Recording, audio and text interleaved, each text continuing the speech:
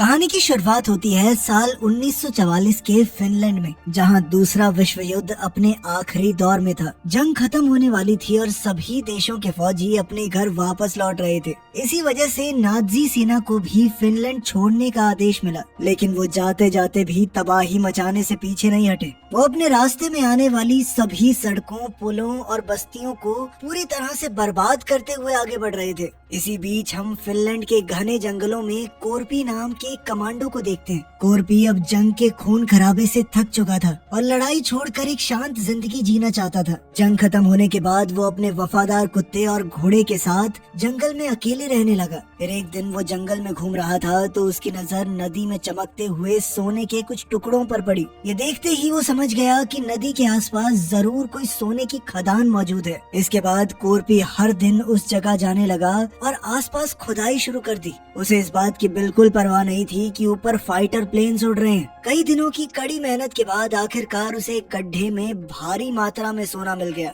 सोना देखते ही कोरपी की आंखों में खुशी के आंसू आ गए, क्योंकि वो जानता था कि अब उसकी जिंदगी पूरी तरह बदल सकती है। उसने इस सोने को अपने टेंट में छुपा दिया और पूरी रात जाग कर उसकी रखवाली करता रहा, क्योंकि उसे डर था कि कहीं कोई आकर उसका सोना न चुरा ले। अगली सुबह कोरपी ने सारा सोना एक बैग में भरा और अपने घोड़े पर सवार होकर वहाँ से निकल पड़ा। साथ ही उसका वफादार कुत्ता भी उसके पीछे पीछे चलने लगा। कुछ घंटों के सफर के बाद उसकी मुलाकात नाजी सेना के जनरल ब्रूनो से हुई, जो अपने सैनिकों के साथ आगे बढ़ रहा था। ब्रूनो के पास एक खतरनाक टैंक था और उनके साथ फिनलैंड की कई औरतें भी थी, जिन्हें नाजी सैनिक जबरदस्ती अपने साथ ले जा रहे थे। असल में ये सैनिक अपने जिस्म की भूख मिटाने के लिए उन औरतों का गलत फायदा उठाते थे। इसी दौरान हम वुल्फ नाम के एक नाजी सैनिक को देखते हैं, जो एक औरत के साथ जबरदस्ती कर रहा था। कोरपी ने ये सब अपनी आंखों से देखा, लेकिन वो किसी मुसीबत में नहीं फंसना चाहता था, तो वो ब्रूनो और उसके साथियों को अनदेखा करके आगे बढ़ने लगा। कुछ ही पलों में वुल्फ ने कोरपी को मारने के लिए अपनी बंदूक उठाई, मगर ब्रूनो ने उसे रोक दिया। उसके मुताबिक ये बूढ़ा आदमी वैसे ही अपनी मौत के बहुत करीब है। थोड़ी दूर जाने के बाद कोरपी को रास्ते में कई लाशें दिखाई दी। इन सब के कातिल नाजी सैनिक ही थे, लेकिन कोरपी को इनसे कोई फर्क नहीं पड़ा, क्योंकि युद्ध के दौरान उसने भी कई लोगों को इसी तरह बेरहमी से मारा था। अब आगे बढ़ने पर कोरपी को एक ट्रक दिखाई दिया जिसमें 4 नाजी सैनिक मौजूद थे। उन्होंने कोरपी को घोड़े से उतरने को कहा। तभी उनकी नजर कोरपी के बैग पर पड़ी। उन्होंने शक के आधार पर बैग खोला और उसमें सोना देखकर सभी दंग रह गए। तब कोरपी समझ गया कि ये लोग उसका सोना लूटकर उसे मार डालेंगे, इसीलिए उसने सबसे पहले अपने कुत्ते से भागने को कहा। उसे भागते हुए देखकर एक सैनिक ने कुत्ते पर गोलियां चला दी, मगर वो जैसे तैसे भाग निकला। इसके बाद एक सैनिक ने कोरपी पर गोली चलाने की कोशिश की, पर तभी कोरपी ने अपना चाकू निकालकर उसके सर में दे मारा, जिससे उसकी मौके पर ही मौत हो गई। अब बाकी सैनिकों ने भी उस पर हमला बोल दिया, लेकिन कोरपी ने अपने चाकू की मदद से एक एक करके उन्हें मौत के घाट उतार दिया। साथ ही उसने एक सैनिक को ढाल बनाया ताकि वो गोलियों से बच सके। तभी बचे हुए एक सैनिक ने उसे पीछे से पकड़ने की कोशिश की, तो कोरपी ने उसके हाथ को मरोड़कर उसकी गन से ही उसे गोली मार दी। इधर ब्रूनो और उसके साथियों को जब गोलियों की आवाज सुनाई दी तो वो उसे देखने के लिए वापस पीछे गए, लेकिन तब तक तो कोरपी वहाँ से जा चुका था। तभी ब्रूनो ने देखा कि उसके सैनिकों की पूरी टुकड़ी को किसी ने मार दिया है। उसी समय उसे एक सैनिक की जेब में सोने का टुकड़ा दिखाई दिया, तो वो समझ गया कि उसके साथियों को उसी बूढ़े आदमी ने मारा है और उसके पास ढेर सारा सोना है। अब ब्रूनो ने भी कोरपी का पीछा करने का फैसला कर लिया। थोड़ी देर बाद उसे रास्ते में कोरपी दिखाई दिया और वो तुरंत अपने टैंक से कोरपी पर गोलियां चलाने लगा। ये देखकर कोरपी ने भी अपने घोड़े की रफ्तार बढ़ा दी और जल्दी से वहाँ से निकलने लगा। इसी चक्कर में कोरपी एक माइन फील्ड में जा पहुँचा, जहाँ नाजी सैनिकों ने ढेर सारी माइन बिछाई हुई थी। उसी पल ब्रूनो ने अपने साथियों को शूट करने से मना कर दिया और हंसते हुए कहा कि ये बूढ़ा आदमी कुछ ही पलों में खुद ही ब्लास्ट हो जाएगा। तभी अचानक कोरपी के घोड़े ने एक माइन पर पैर रख दिया, जिससे वहाँ पर जबरदस्त धमाका हो गया और कोरपी बुरी तरह घायल हो गया। इस धमाके में उसके घोड़े ने अपनी जान गंवा दी। फिर ब्रूनो ने वहाँ आकर देखा कि कोरपी अपना सोना उठाकर बैग में रख रहा था, लेकिन वो वहीं रुक गया और कोरपी को देखता रहा। सच तो ये था कि वो सोना उठाने के लिए माइनफील्ड में जाने का खतरा मोल नहीं लेना चाहता था, इसीलिए वो कोरपी के मरने का इंतजार करने लगा। अब जैसे ही कोरपी ने सोना उठाया तो ब्रूनो ने अपने सैनिकों को कोरपी को मारने का आदेश दे दिया, लेकिन कोरपी भी कोई ऐरा गैरा फौजी नहीं था। उसने सोने के साथ एक पत्थर उठाया और सीधा एक माइन पर निशाना लगाया, जिससे वहाँ जबरदस्त धमाका हुआ। ब्लास्ट के धुएं का फायदा उठाकर कोरपी वहीं छुप गया। अब नाजी सैनिक उसे मारने के लिए धुएं में गोलियां चलाने लगे, लेकिन कोरपी एक ढाल की मदद से बचता चला गया। थोड़ी देर बाद ब्रूनो ने एक सैनिक को भेजा कि देख के आप बुड्ढा मरा या नहीं, लेकिन तभी एक माइन उड़ती हुई फौजी के करीब आकर गिरी और उसकी मौके पर ही मौत हो गई। अब ब्रूनो ने 2 और सैनिकों को वहाँ भेजा, लेकिन वो भी माइन के धमाकों में मारे गए। फिर जैसे ही धुआं साफ हुआ तो वो समझ गए कि कोरपी वहाँ से भाग गया है। ये देखकर ब्रूनो गुस्से में आग बबूला हो गया। अब उसने 2 फिनलैंड की औरतों को अपनी ढाल बनाकर माइन पार करने का फैसला किया। तब वुल्फ सबसे ज्यादा डरी हुई औरतों को पकड़कर लाया और उन्हें टैंक के आगे चलने को कहा। इधर ब्रूनो ने उस जगह की जांच की तो उसे कोरपी के कुत्ते का टैग मिल गया। कुछ देर बाद जब नाजी सैनिक माइन फील्ड को पार कर रहे थे तो ब्रूनो ने टैंक के अंदर मौजूद रेडियो के इस्तेमाल से कोरपी के बारे में जानकारी निकालने की कोशिश की। तब उसे हेड ऑफिस से चेतावनी मिली कि जिस बूढ़े आदमी का वो पीछा कर रहा है उसका नाम कोरपी है और अगर वो उसे ढूंढ रहे हैं तो तुरंत ये सब बंद कर दे। ऑफिसर ने कहा कि तुम लोग बेहद किस्मत वाले हो जो कोरपी के साथ आमना सामना होने के बाद भी जिंदा बच गए। असल में दूसरे विश्व युद्ध के दौरान कोरपी को सबसे खतरनाक कमांडो माना जाता था और कोई भी उससे टक्कर नहीं लेना चाहता था। वहीं ब्रूनो को ये भी पता चला कि युद्ध के दौरान रूसी सैनिकों ने कोरपी के पूरे परिवार को बेरहमी से मार डाला। अपने परिवार को खोने के बाद कोरपी बिल्कुल बदल चुका था। वो इतना खतरनाक हो गया था कि उसने अपने सीनियर अफसरों के आदेश तक नहीं माने। आखिर में हालात ऐसे हो गए कि वो अकेला ही जंगल में रूसी सैनिकों का शिकार करने लगा। तब से लेकर अब तक कोरपी अकेले 300 से ज्यादा रूसी सैनिकों को मौत के घाट उतार चुका है। अंत में ऑफिसर ने ब्रूनो से साफ शब्दों में कहा कि ज्यादातर लोग कोरपी को अमर मानते हैं और उसके पीछे जाना खुद मौत को दावत देने के बराबर है। लेकिन ब्रूनो को इस चेतावनी से ज्यादा फर्क नहीं पड़ा। उसने कोरपी का पीछा जारी रखने का फैसला किया। असल में नाजी सेना को युद्ध हारने के बाद बहुत कड़ी सजा मिलने वाली थी और ब्रूनो अब उस सोने के दम पर रिश्वत खिला के अपनी सजा से बचना चाहता था। इसी लालच की वजह से वो किसी भी कीमत पर कोरपी से सोना छीनना चाहता है। तभी हम कहानी में वापस कोरपी को देखते हैं। रास्ते में उसे एक जला हुआ ट्रक दिखाई दिया और वो वहीं ट्रक के पीछे लेटकर छुप गया। उसने अपने शरीर में फंसी गोलियों को चाकू की मदद से निकाला और दर्द से कराहते हुए अपने जख्मों पर धूल डाली ताकि खून रुक जाए। थोड़ी ही देर में कोरपी का कुत्ता भी वहां आ गया, लेकिन कोरपी ने उसे पास न आने का इशारा किया। इसीलिए उसने दूरी बनाए रखी और दूर से ही उसे देखता रहा। अब ज्यादा खून बहने और थकान की वजह से कोरपी की आंख लग गई।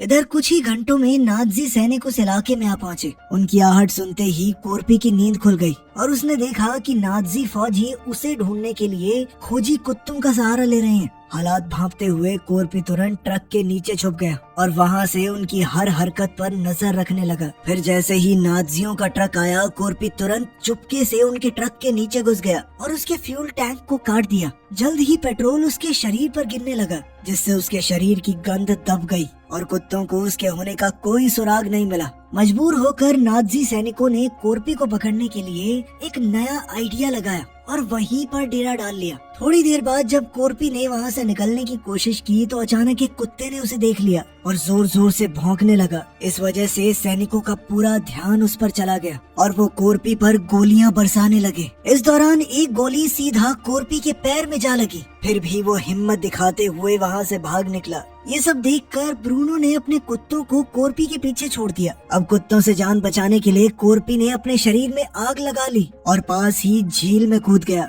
सैनिक तो अब भी उस पर अंधाधुंध फायरिंग कर रहे थे, पर ब्रूनो ने उन्हें रोक दिया और कोरपी के झील से बाहर आने का इंतजार करने लगा। अब काफी देर हो चुकी थी पर कोरपी झील से बाहर नहीं आया था। फिर जैसे ही उसने झील से निकलने की कोशिश की तो सैनिकों ने ताबड़तोड़ फायरिंग शुरू कर दी और वो दोबारा पानी में चला गया। कुछ ही पलों में उसने झील के पानी में खून फैला दिया ताकि सबको लगे कि कोरपी मर चुका है। ये सोचकर 3 नाजी सैनिक सोना निकालने के लिए एक नाव लेकर झील के बीचों बीच पहुँचे। उनमें से एक सैनिक पानी में उतरा, लेकिन अचानक कोरपी ने उसे पकड़कर अपने चाकू से मार डाला। देखते ही देखते पानी की सतह खून से लाल हो गई। ये मंजर देखकर ब्रूनो ने दूसरे सैनिक को पानी में भेजा, पर उसका भी यही हश्र हुआ। अब तीसरा फौजी तो डर के मारे घबरा गया और नाव लेकर भागने लगा, लेकिन ब्रूनो ने गुस्से में आकर उसे वहीं गोली मार दी। उसी समय अचानक कोरपी झील के पानी से बाहर आ गया और गोलियों से बचने के लिए तीसरे सैनिक की लाश को अपनी ढाल की तरह इस्तेमाल करते हुए वहां से भाग निकला। तभी ब्रूनो की नजर झील के किनारे खड़े कोरपी के कुत्ते पर पड़ी, जो अपने मालिक तक ना पहुंच पाने की वजह से बेबस होकर रो रहा था। कोरपी के कुत्ते को देखकर ब्रूनो के दिमाग में एक नया और खतरनाक प्लान तैयार हो गया। दूसरी ओर लगातार कई घंटे चलते रहने के बाद कोरपी आखिरकार एक शहर में पहुंचा, लेकिन वो शहर पूरी तरह उजड़ा हुआ था। अब कोरपी हद से ज्यादा थक चुका था, इसलिए उसने गैस स्टेशन के अंदर जाकर थोड़ा आराम करने का फैसला किया। घायल पैर के दर्द को झेलते हुए वो सोने की कोशिश कर रहा था, पर इसी बीच उसके जहन में वो डरावना दिन ताजा हो गया जब उसने अपने पूरे परिवार को खो दिया था। खैर, काफी मशक्कत के बाद कोरपी की आंख लग गई, लेकिन थोड़ी देर में अचानक अपने कुत्ते के भौंकने की आवाज सुनकर उसकी नींद टूट गई। जागते ही वो अपने कुत्ते से मिला, लेकिन उसी पल उसे एक भयानक सच्चाई का एहसास हुआ। असल में कोरपी ने देखा कि उसके कुत्ते के शरीर पर एक डायनामाइट बंधा हुआ था। उसने बिना वक्त गवाए डायनामाइट को अलग करके दूर फेंक दिया, लेकिन उसी पल जोरदार धमाका हो गया। इस धमाके से कोरपी उछलकर जमीन पर जा गिरा और फिर बेहोश हो गया। जब कोरपी को होश आया तो उसने देखा कि ब्रूनो उसके सामने खड़ा था और अब कोरपी उसकी कैद में था। ब्रूनो ने उसका सारा सोना छीन लिया और उसकी जेब में जानबूझकर एक छोटा सा टुकड़ा छोड़ दिया। आखिर में ब्रूनो ने कोरपी को फांसी देने का फैसला किया, लेकिन कोरपी अभी भी मरा नहीं था। असल में उसने फांसी से बचने के लिए अपना पैर लकड़ी में लगी हुई एक कील के सहारे टिका लिया था। इसके बाद कोरपी ने अपने दूसरे पैर को भी धीरे धीरे लकड़ी पर टिकाया। उसे दर्द बहुत हो रहा था, लेकिन इस तरह उसने मौत के फंदे से खुद को बचा लिया। वहीं उसका वफादार कुत्ता उसके पास ही बैठा रहा और चुपचाप अपने मालिक के नीचे उतरने का इंतजार करने लगा। इसी तरह पूरी रात गुजर गई। सुबह होते ही एक प्लेन वहां पर लैंड हुआ। प्लेन की तेज हवा से कोरपी की गर्दन पर बंधी हुई रस्सी टूट गई और वो नीचे जमीन पर जा गिरा। थोड़ी देर बाद प्लेन से 2 पायलट बाहर निकले और फ्यूल की तलाश करने लगे। तभी उनकी नजर कोरपी और उसके कुत्ते पर पड़ गई। एक पायलट ने अपने साथी को उन दोनों को गोली मारने को कहा, लेकिन दूसरा पायलट डर के मारे हिचकिचाने लगा। इसी मौके का फायदा उठाकर कोरपी ने अचानक पायलट के पैरों पर वार कर दिया। पायलट बैलेंस बिगड़ने से नीचे गिर गया और उसका सर एक पत्थर पर जोर से टकरा गया, जिससे वो वहीं बेहोश हो गया। अभी दूसरा पायलट आगे बढ़ रहा था, लेकिन कोरपी ने फुर्ती से एक ईंट उठाकर उस पर हमला बोल दिया। इस वक्त कोरपी को लगा कि अब शायद वो अपना खोया हुआ सोना कभी वापस हासिल नहीं कर पाएगा और उसने ब्रूनो का दिया हुआ सोने का टुकड़ा भी वहीं जमीन में दफना दिया। लेकिन तभी उसकी नजर बेहोश पड़े दूसरे पायलट पर गई, क्योंकि वो अभी भी जिंदा था। यहीं से उसके दिमाग में एक नया प्लान बना। उसने इसी पायलट के प्लेन के सहारे ब्रूनो तक पहुंचने का फैसला किया, ताकि वो अपना सोना वापस पा सके। लेकिन आगे बढ़ने से पहले कोरपी ने अपने पैर में धसे हुए मेटल के टुकड़े निकाले और दर्द की परवाह किए बिना घाव को आग से जलाकर एक तार की मदद से कसकर बांध दिया। ये सब देखकर वो पायलट तो डर के मारे पूरी तरह सहम गया। इसके बाद कोरपी ने अपने वफादार कुत्ते को वहीं छोड़ दिया और अकेले ही प्लेन में बैठकर ब्रूनो की तलाश में निकल पड़ा।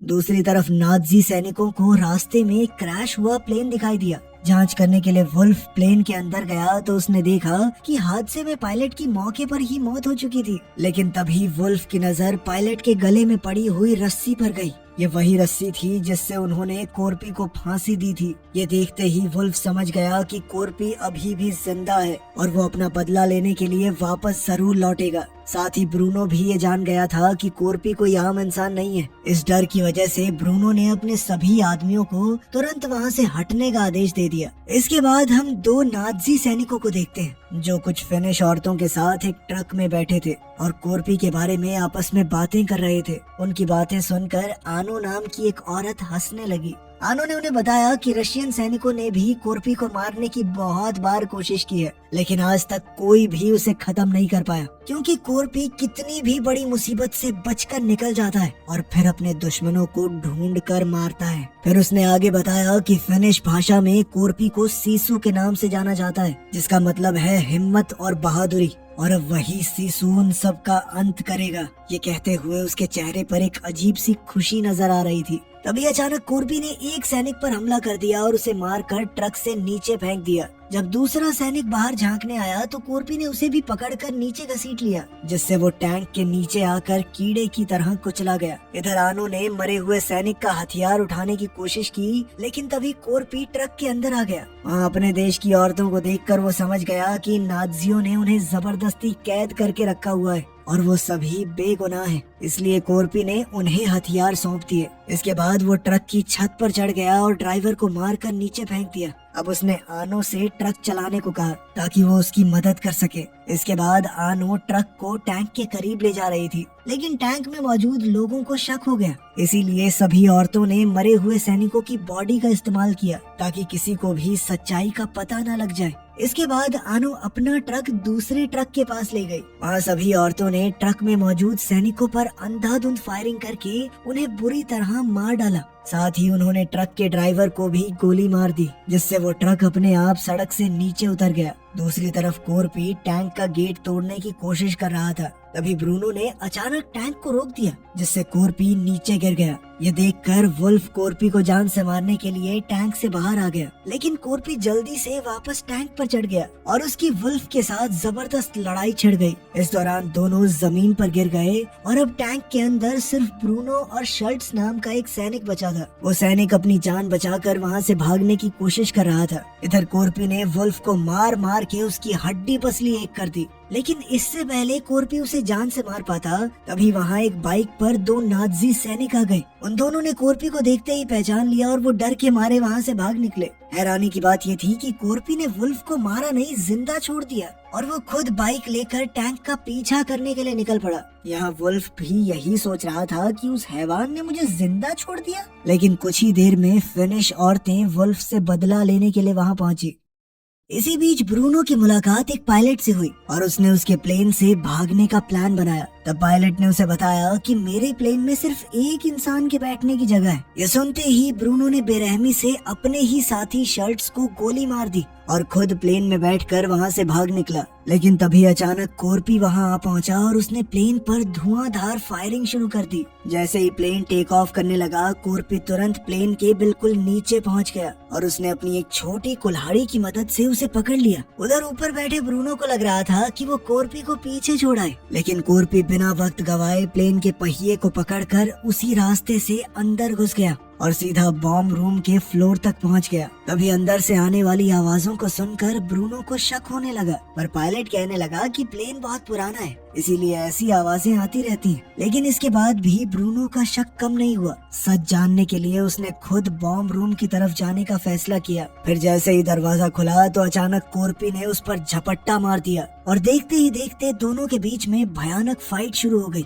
अपने गहरे जख्मों की वजह से कोर्पी कमजोर पड़ रहा था और ब्रूनो उस पर भारी पड़ रहा था, लेकिन कोर्पी हार मानने को तैयार नहीं था। इसी बीच ब्रूनो ने उस पर एक मेटल बेल्ट से जोरदार हमला किया, पर कोर्पी ने उस बेल्ट को पकड़ लिया और उसे एक बम के साथ बांध दिया। अगले ही पल वो बॉम्ब प्लेन से नीचे जा गिरा और उसके साथ ही ब्रूनो भी नीचे गिर गया और फिर एक जबरदस्त ब्लास्ट के साथ ब्रूनो का खेल खत्म। अब कोर्पी थोड़ी देर के लिए तो सुकून चाहता था, लेकिन तभी प्लेन का कंट्रोल बिगड़ने लगा और वो तेजी से नीचे की तरफ झुक रहा था। तब जाकर कोर्पी को एहसास हुआ कि ब्रूनो से लड़ते वक्त पायलट को भी गोली लग गई थी, जिस वजह से उसकी मौत हो गई। अब कोर्पी के पास बचने का कोई चारा नहीं था। उसने अपना सोना मजबूती से पकड़ लिया और अपनी मौत के लिए तैयार रहा। कुछ ही पलों में प्लेन सीधा एक दलदल में जाकर क्रैश हो गया। इसी दौरान फिनिश यूनिट के सैनिकों ने एक नाज़ी टैंक को अपनी तरफ बढ़ते हुए देखा और वो हमले के लिए तैयार हो गए। लेकिन थोड़ी ही देर में उन्होंने देखा कि टैंक के अंदर तो फिनिश औरतें हैं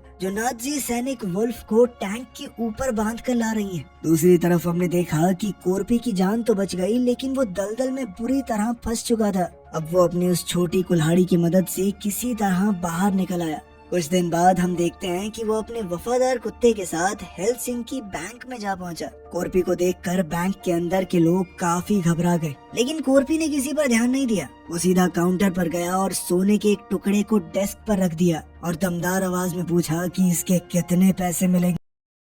अगर आपको हमारी वीडियो पसंद आई तो वीडियो को लाइक जरूर कर देना और चैनल को सब्सक्राइब जरूर कर लेना ज़्यादा से ज़्यादा।